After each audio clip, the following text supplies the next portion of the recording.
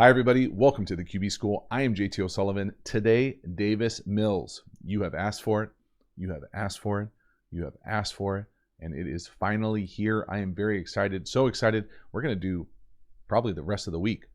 Davis Mills, as many videos as we can possibly get.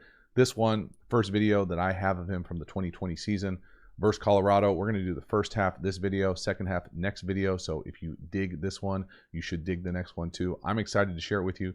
Thank you for sharing the video. The quarterback school community came together and finally got access to the video. So I'm excited to share it with you. Let me know what you think. Let's get this one going. Welcome to the QB School.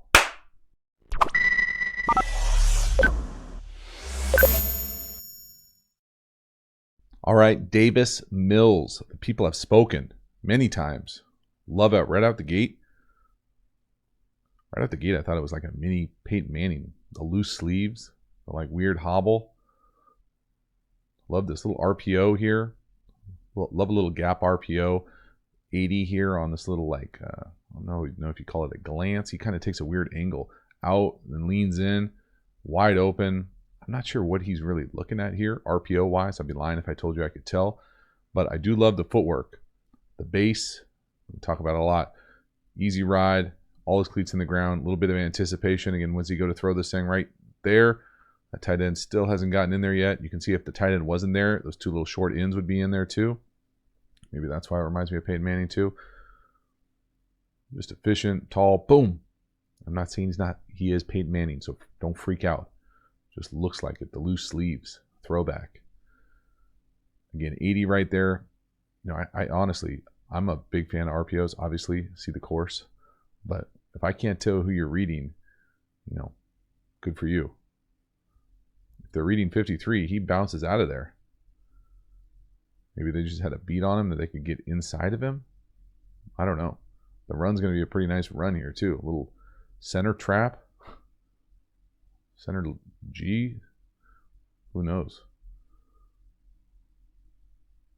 Big time. Nice little strike. Easy. Great start. 3rd and 6. Now, there is kind of a rough patch here, call it. This to me is a variation of smash. It's important because we'll see it. It's also the same play that they'll run for the last clip of this video. But they do a great job communicating with their pass protection unit. But this is just him trying to be a little bit too, no, cute's the right word, too perfect. Now, I'm not going to lie and tell you that I love this concept because I don't. When I say variation of smash, I mean that we're trying to get a high-low out there and usually involved with some sort of corner. So right here, this is where the ball ends up going. Now, normally, Smash World, you'd run like a little hitch, locked hitch here. Well, instead, they do the dreaded rolled speed out to the field with a corner. To me, just philosophically, I don't love this space. Like, that's not enough space for me. I like the old school smash or rolled quick out. It just gets a better stretch out here. It looks like a coloring nightmare here, but when you come up and run this corner with also this kind of rolled speed out, deeper speed out, it's just too tight. Now the ball right here to me needs to, you're reading this corner right here, he's giving you the speed out. It's not the easiest throw in the world to the field, but you got to make it happen. You can't force this thing in, get baited into the corner. Again, when that corner is bailing like that, the guy on the logo, when his ass is to the sideline, you've got anything to the out you want. Just lay it out there on the 25 on the sideline. It's wide open. Instead, you kind of get feathered into this back one. He's fortunate that the guy doesn't make a pick on here.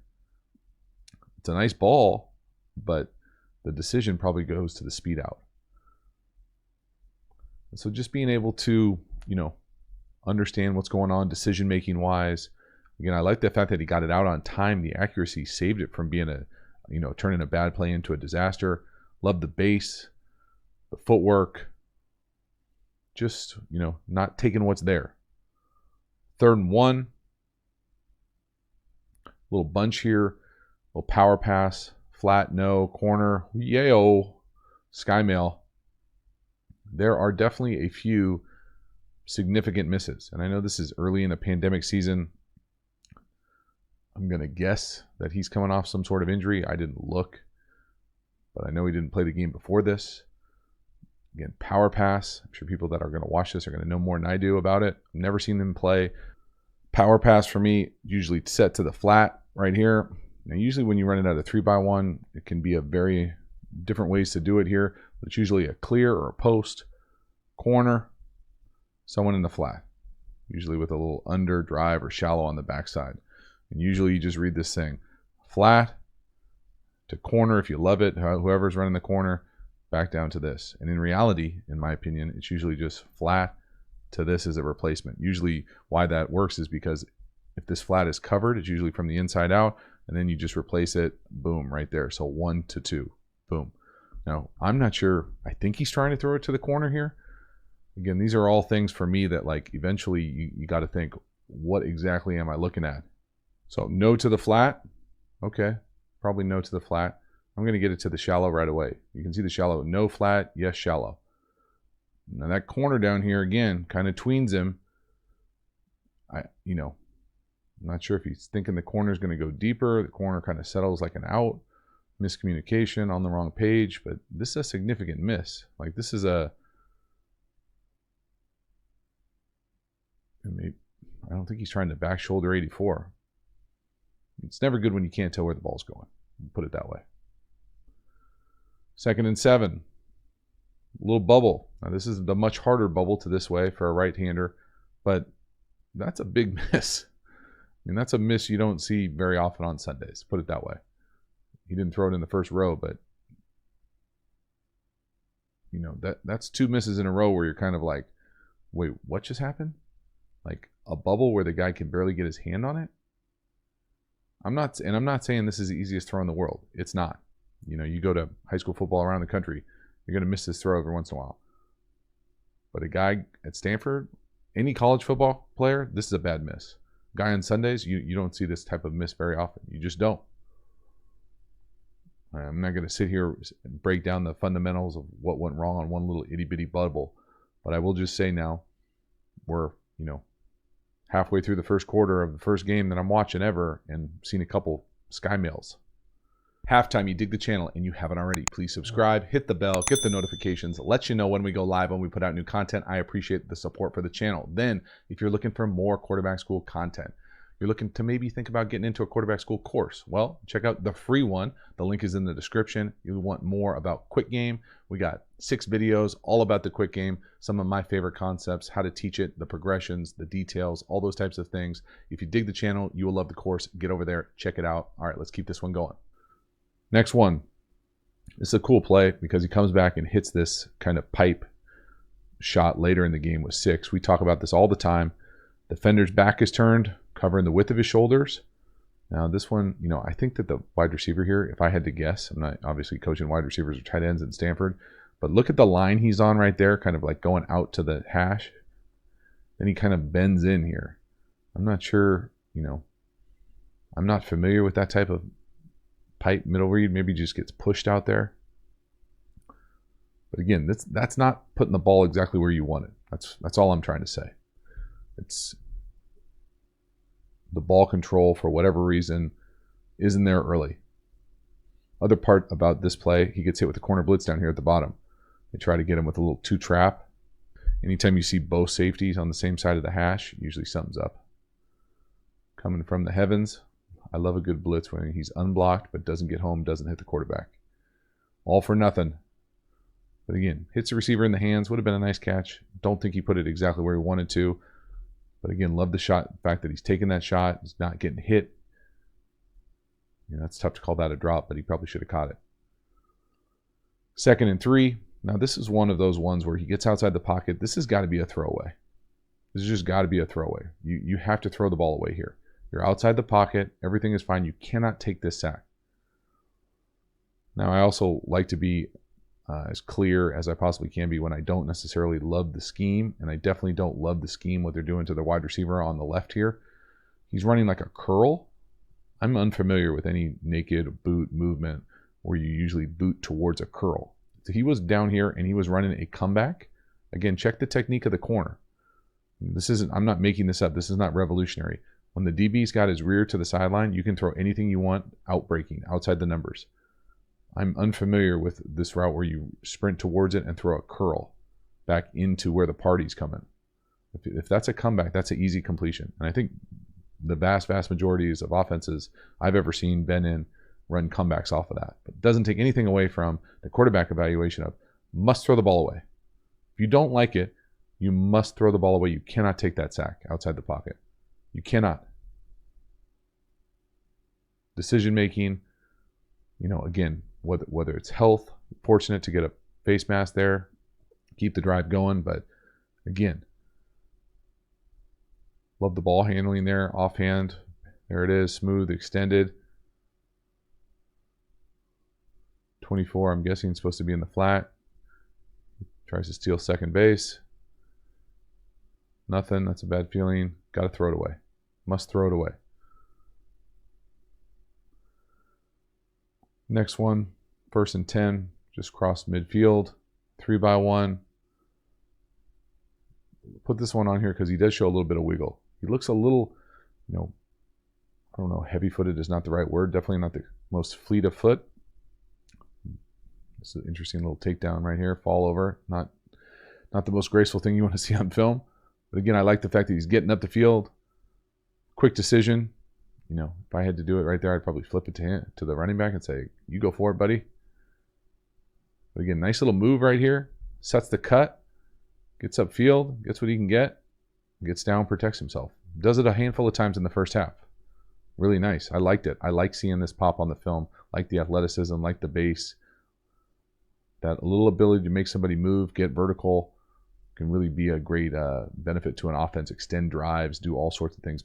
Save the play caller. No panic, 2 hands on the ball, quick, decisive, get up the field, go. Obviously not 4.4 speed there, but still good enough. 3rd and 5, this is probably my favorite throw of the first half. Anticipation glance down here to the bottom. Can't catch it for him, as my man Jeff Blake used to tell me on the elliptical watching Jerry Springer. Love the eyes here. There's a lot to like on this. This is a pro throw. Look at the eyes. Look off to the left. Come back on time. Check where this ball hits him. I'm not sure why he's jumping, but it hits him right in the chest. Wide receivers out there love to jump and catch it on their chest. Drops. But the timing of this thing is really great. It's better from the wide here. Watch down here at the bottom when he lets this thing go. Again, pressure from the heavens. Safety, weak side. Look when he lets that thing go. Love it. Horizontal L's there. That is a thing of beauty. Capital A anticipation right there. Wrap it right around his ear, right on his face for the touchdown, and you dropped it. Don't come back to the huddle. Just get your stuff. We'll see you at halftime in the locker room. One more time. Eyes, no. Just quick, decisive. That's just a beautiful Sunday play. Love it. Best thing I saw in the first half by far. This one right here is a bummer. This is one of those play action shots. You think you're going to get a massive play for whatever reason, whether it's vision, confidence, couldn't see the other safety. Now, I had a hard time telling exactly what they were in here just because the safety to the tight end comes down so hard, but I think it's just a variation of quarters. And he almost doesn't believe how open the guy is. But this, again, is a brutal sack. This is a sack that should be a touchdown. This is double post down here, and we're going to call this quarters. I don't know. There's probably a defensive guru out there that could tell me exactly what variation of it is. But this is just double post. Here, set it and go. Set it and go. And we've got corner, safety, corner, safety. And this safety comes down, bites hard. So this thing is wide open. You can't get bigger than this running to all this grass with nobody back there. It's almost like he doesn't believe it. But again, these are things that you would love to get on the board and ask him, hey, what exactly are we looking at? What exactly happened here? Why did we miss this? Because this is just too big to miss. You don't get shots like this very often. And he's running wide open. That's a touchdown. That's a brutal miss. And then compound that, your tight end is going one-on-one with the defensive end, ends up taking an L inside and gets a sack. So how you go from being what should be a touchdown to a sack? Again, just a couple things that I think are really, worthy of at least examining What is it? Is it the processing? Is it the vision? Is it coming back from something? Is it not being totally right? Is it the loose sleeves? What is it? I mean, he's looking, I mean, why wouldn't you right there? What makes him say no? Just bizarre. Not something I would have expected to see with someone getting as much hype as the people who follow this channel are giving me about him. Next one here, again, another one of my favorite throws, 3rd and 10. I love a good double mug, middle field open, pipe shot. Get out of here trying to do that on defense. Now, he comes back. He had 2 of these earlier in the game. I only showed 1 of trying to hit this pipe, not getting it. This time he gets the middle field shot, decisive, strike. I mean, that's a perfect ball. Talk about ball control, accuracy, that's perfect. So there are definitely throws there. I mean, there's anticipation, there's accuracy, but it's certainly not consistent. That's a beautiful throw and catch. I love taking advantage of the middle of the field like this, especially versus mug linebackers. You want to come up and get cute and do this double mug, AAA stuff, and play middle field open on 3rd and long. We got you. Pipe dream right here with the slot. Again, that's way too much space, free access. Nobody touches him. Just a thing of beauty. Great job attacking that area of the field, that space. Excellent execution. Just want to see it consistently. Again, AAA. Look at those guys. All walked up in the A gap. Get out of here. Trying to run. Cover vertical by the number 2. Throw a strike. Can't be stopped. Again, but really only went 1 for 3 in the half doing that. Next one here, a little 3x1. This is similar, not the exact same play to the earlier one where we talked about the smash variation. This looks a little bit more option-y, just with what that number 1 is doing down here with his route. See that little kind of stutter at the top? I always think option there. But that's a big-time throw. That's essentially the throw I wish he would have made on the out where the corner comes off and tips it while he's throwing it to the corner. So again, he can make all these throws. I love the base. Again, check no heel click, all his cleats in the ground, gets the ball out. Left tackle takes an L, getting beat inside. Love seeing the ball jump out of the screen. Got enough velocity to make those throws outside the numbers. Again, corner, option, decisive, quick. I really like the timing of it, the execution of it. Just want to see, I wanted to see a more consistent version of it. And I didn't in the first half. I'm hoping the second half in the next few games, it gets even better. So that is a wrap. Davis Mills, first video of many. Some big time throws, some inconsistencies as well. So I'm excited to see more, get a little bit more full, broad picture of exactly what the skill set looks like, how transferable to Sundays. Let me know what you think of the video. I'm excited to watch more of it. I'll see you next time. Have a good one.